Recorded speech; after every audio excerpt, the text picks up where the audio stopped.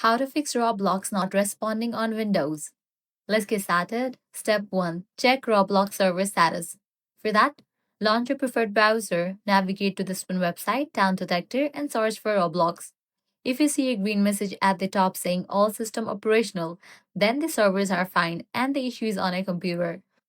If you found out any outages, you'll need to wait until the problem will be resolved.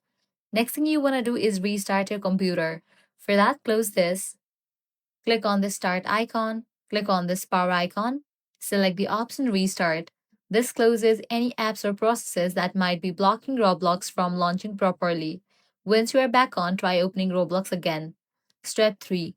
Run as administrator.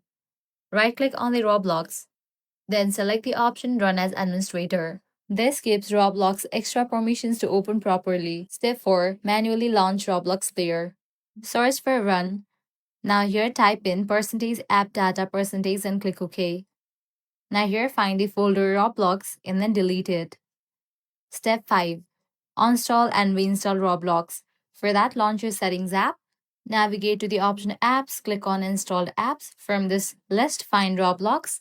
Once you find it, click on three dots, click on the option Uninstall. Then navigate to Microsoft Store and then again install it. And that's it. Following these steps, Roblox should launch on your Windows. If this guide helped you out, do not forget to like, share, and subscribe.